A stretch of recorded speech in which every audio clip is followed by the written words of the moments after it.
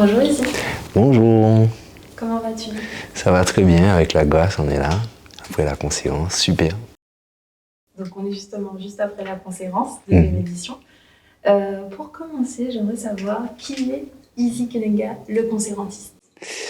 Alors justement, c'est une part de moi que je suis en train de créer justement, et donc que je découvre, et donc c'est toujours marrant de découvrir quelque chose qu'on crée, mais je dirais pour le moment, c'est la partie assumée de...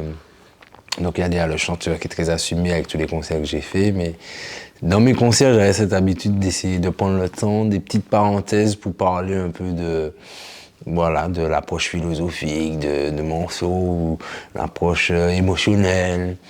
Et petit à petit, on va dire que le concérencier, le concértiste, c'est cette part assumée là aussi, quoi. En plus de la musique, c'est cette part de vouloir partager de manière explicite tout le cheminement intellectuel, émotionnel, philosophique et artistique qui mène à toutes les chansons que j'ai déjà pu partager. Et justement, une conférence, donc un concept unique où tu mélanges conférence et concert. Comment ça se manifeste concrètement? Ça se manifeste où, pour le faire, j'ai été obligé de rendre explicite quelque chose qui jusqu'alors était très implicite, où la partie explicite c'était juste la chanson chantée et livrée. Après, ce qui a mené à ça, le pourquoi du comment, c'est uniquement pour les plus curieux qui vont faire la recherche ou dans quelques interviews. Mais donc du coup, l'approche c'est de... En fait, moi, dans mon processus artistique, c'est que le résultat qu'on public. Bon, maintenant que les réseaux sociaux ont la phase de création du résultat, mais très rarement la partie introspection, la partie le non-non qu'il y a au fond. Et donc, c'est comme ça que petit à petit, moi, c'est cette partie-là que j'ai envie de rendre plus accessible, en tout cas de rendre plus intelligible dans le partage. Donc une volonté de nous amener vers ton processus de création et aussi vers ton cheminement. Voilà, de le partager, quoi, parce que les gens ont beaucoup de... Mon public a beaucoup d'intérêt et de curiosité sur ma façon de créer, sur ce que je crée. Et moi, c'est avec plaisir que je le partage et ça me permet, moi, d'être plus en conscience dans mon processus artistique. Une fois que tu dois parler, partager ce que tu fais, ça te demande de faire comme si de refaire la chose pour transmettre les informations utiles pour comprendre, quoi. Je voudrais parler donc de ce que tu as appelé ta thérapie partagée, donc qu'on retrouve. Donc ce sont des valeurs de toute façon qu'on retrouve, comme tu disais déjà, dans ta musique, dans tes valeurs, dans les expériences que tu partages. Et effectivement, on te retrouvait déjà sur des idées similaires, un peu comme dans Je me pose la question. Exactement, ce format où je pense que c'est tout ce cheminement-là qui mène aux conférences, les expériences de Je me posais la question. Il y a un moment où je faisais beaucoup des partages de « Hey, j'ai envie de méditer sur un truc », je faisais ça sur Snapchat et sur Instagram, et c'est vrai que ça avait beaucoup de... ça engendrait beaucoup de dialogues et de réactions. Et donc effectivement, c'est quelque chose qui petit à petit, finalement, s'est créé avec des essais, avec des propositions. On a fait aussi les creative sessions. Donc c'est tout ça, quoi, c'est vraiment des expériences qui se façonnent dans le dialogue avec mon public. Alors justement, tu te disais, la conférence, c'est un partage d'ordre artistique, poétique, philosophique, spirituel. Justement, comment tu prépares ça? Comment ça... Ça me demande d'être maximum en vérité, en sincérité avec ma démarche pour pouvoir partager ça, quoi. Et donc, il me suffit d'avoir le courage de se mettre à nu un peu plus, quoi. Pour moi, c'est ça que ça me demande, de la mise à nu que j'ai souvent fait en sorte de bien protéger, de bien pouvoir donner la chanson son, donner accès à tout ce processus qui est très intime et très personnel. Mais voilà, du coup, dans mon cheminement, ça me permet de refaire un chemin pour le partager, ça permet de le rendre plus conscient, je trouve. En dispositif technique de la conférence, on est sur un format d'événements silencieux, comme tu en as déjà proposé. Est-ce que tu peux nous rappeler un peu le concept? Alors, pour la conférence, on est en mode silencieux, justement, où chaque participant a un casque où il peut gérer le volume de ce qu'il entend. Donc, en l'occurrence, dans les conférences, la guitare et ma voix. Et du coup, c'est une espèce de synergie de différents concepts. Donc, les concerts silencieux qu'on faisait, la conférence qui naît de tout ça, enfin, pas du concert silencieux, mais qui naît dans ma carrière. Et donc, de pouvoir amener ce concept-là en silencieux, ça rajoute encore une dimension de... C'est chacun dans sa bulle, on forme une bulle collective, chacun dans sa bulle avec moi. On est sur la deuxième édition de la conférence. Est-ce que pour la première, quels étaient justement les retours de la première et comment tu as vécu du coup cette deuxième conférence? Les retours, déjà très, très agréablement surpris. Les gens ont répondu présent sans vraiment trop avoir d'informations avec juste le nom conférence, conférence. Mais je pense que mon public était déjà un peu averti, un public averti de cette partie où j'aime philosopher, parler certains ont déjà subi en concert, mais non laïus, je dirais. Et donc, pour la première, ça a été ça. Et la deuxième, moi, j'étais un peu plus dans le confort de me dire, on va le donner un peu plus franchement, un peu moins d'hésitation. J'ai remanié un peu, beaucoup quand même. J'ai remanié puisque c'est quelque chose qui va se façonner aussi au fil de mon cheminement. Et en tout cas, la première et la deuxième, il y a 1 an, il y a des choses qui se sont passées. Et il y a des objectifs atteints, il y a eu des illusions, il y a eu la vie qui est passée, et donc des choses supplémentaires ou des choses à dire différemment. Donc voilà. Le thème de la conférence, donc, c'est « Donne-toi les moyens et pas des excuses », citation issue justement de Mantra. Est-ce que tu peux nous parler justement de cette thématique, de comment tu l'amènes?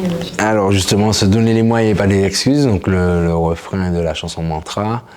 Et pour en parler, je suis parti du fait de déjà, avant de dire comment se donner les moyens, mais pourquoi se donner les moyens? À quel moment on se donne les moyens? J'essaie de remonter à avant, tout ça pour dire, se donner les moyens, ça on est d'accord, et pas des excuses, c'est un concept qui est assez clair, mais sur quelle dimension de la vie? Et je me rends compte que se donner les moyens, pour quelque chose qu'on n'a pas décidé, par obligation ou peu importe la raison qui fait qu'on se donne les moyens pour atteindre un objectif qui n'est pas vraiment le nôtre. Donc c'est possible, mais c'est pas... Est-ce que c'est utile? Je ne sais pas. Donc l'idée, c'est de pouvoir définir dans l'exposé de la conscience à quoi je me donne les moyens et pas des excuses. Et dans l'histoire, c'est pour progresser sur le chemin de mon cœur.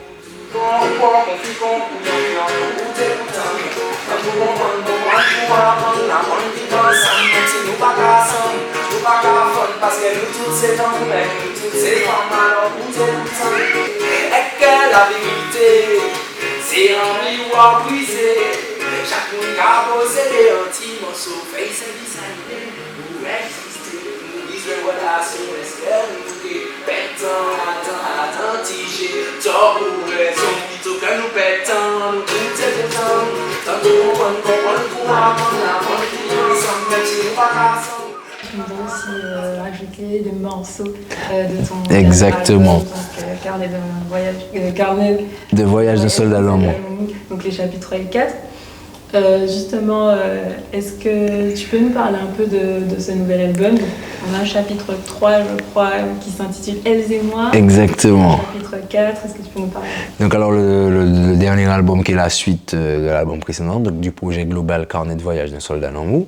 Et donc là on a les chapitres 3 et 4 qui sont sortis sur un album. Le chapitre 3 comme sous-titre Elles et moi, où j'aborde ma relation avec les femmes mais aussi les entités féminines un peu plus conceptuelles comme la vérité, comme la divinité, etc.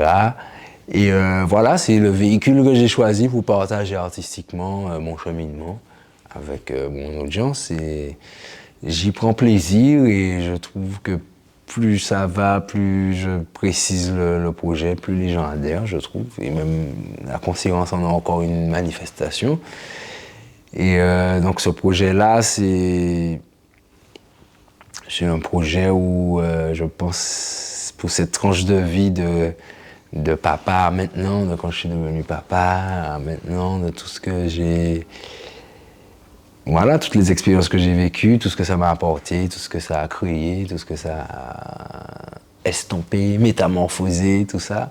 Et donc cet album-là, c'est aussi un album où il y a où je m'affranchis un peu plus de cette envie de séduire un marché ou de cette envie de conquérir un plus grand public, mais simplement d'être un peu plus en vérité dans ce que je partage avec mon public, quoi. Donc, musique. C'est l'album le plus vrai, entre guillemets? Non, parce que chaque album est dans la vérité de l'instant ou de la tranche de vie dont je témoigne, justement. Et là, c'est une tranche de vie où voilà, j'ai eu des envies dans ma vie d'être un peu plus en vérité, un peu moins en séduction, un peu moins de faire plaisir au monde, sans non plus être en mode je lui en veux, non, plus vivre tout ça, et puis, mais en étant aligné, comme on dit, en phase avec mon cœur, ma parole, ma pensée, mes actions, quoi, pouvoir aligner tout ça. Donc c'est ce qui fait que je ne vais pas dire que c'est un album plus vrai ou c'est l'album de la maturité. J'espère que chaque album est un album de la maturité par rapport au précédent. Mais effectivement, voilà, j'en arrive dans ma vie en général à avoir envie d'avoir une vie où, pas forcément une vie où j'ai besoin d'expliquer ou une vie qui a du sens pour d'autres. Tant que c'est une vie qui n'est pas un obstacle, un frein, un problème dans la vie des autres, bon, qu'à vivre les plus franchement, quoi. Et ça donne des manifestations comme ça dans ma musique, dans les choses que j'aborde.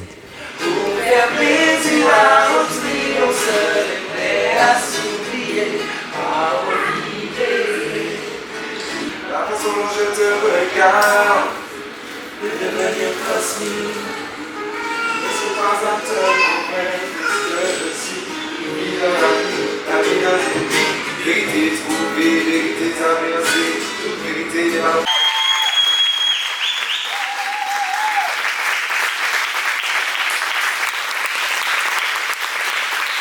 Tu as parlé de cet album comme étant, enfin en tout cas de ces 2 chapitres comme étant les derniers chapitres. Qu'est-ce qu'il y a après? Eh bien après, il faudrait que je me construise un autre véhicule pour partager la tranche de vie suivante. C'est ça. Est-ce que tu as quelque chose à rajouter? Ce que j'aurais à rajouter, déjà, merci à toi et à toute l'équipe pour l'intérêt que vous portez à mon travail et plus largement à ce spot de qualité sur notre culture, sur le travail qu'on fournit. Donc, merci pour le travail que tu fournis aussi avec ton équipe.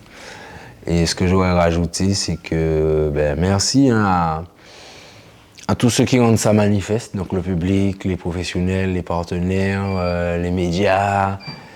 Et que voilà, je souhaite que nous soyons encore plus de concert pour créer quelque chose qui nous soit utile, qui soit en adéquation avec nos envies, nos besoins, nos aspirations.